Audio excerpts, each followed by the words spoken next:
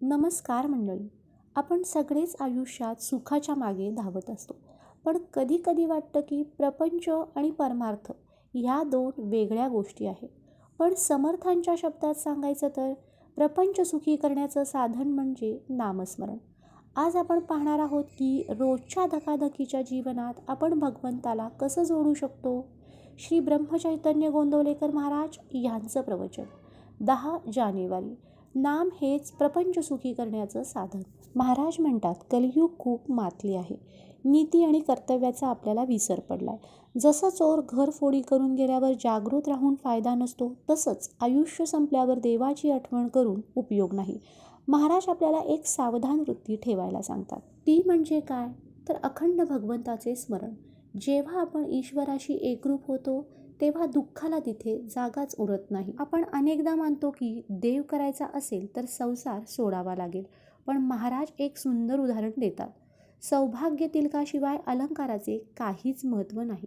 तुम्ही संसारात कितीही ऐश्वर्य मिळवले, पण जर त्यात राम नसेल तर ते एखाद्या विधवा स्त्रीने घातलेल्या दागिन्यांसारखे निस्तेज आहे.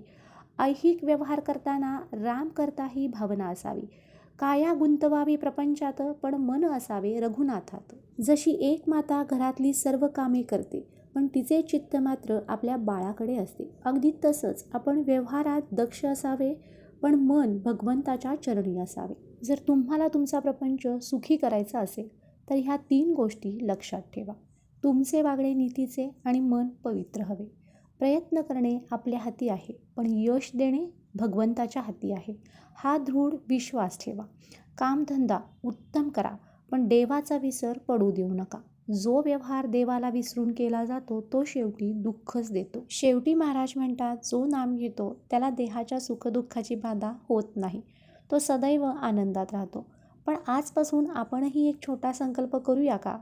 काम करताना, प्रवास करताना किंवा फावल्या वेळेत श्रीराम जय राम जय जय राम हा जप करूया. तुमच्या आयुष्यात नामस्मरणामुळं काय बदल झाला आहे हे कमेंट्समध्ये मला नक्की सांगा. आणि लिहायला विसरू नका, श्रीराम जय राम जय जय राम. आशा आहे की हा व्हिडिओ तुम्हाला आवडला असेल. आवडल्यास लाईक करा, शेअर करा हा व्हिडिओ तुमच्या मित्रपरिवारासोबत. कोणी नवीन मंडळी आपले व्हिडिओ पाहत असतील तर त्यांनी पूजा अँड हृदय ब्लॉग या चॅनलला आठवणीने फॉलो करा. श्रीराम जय राम जय जय राम.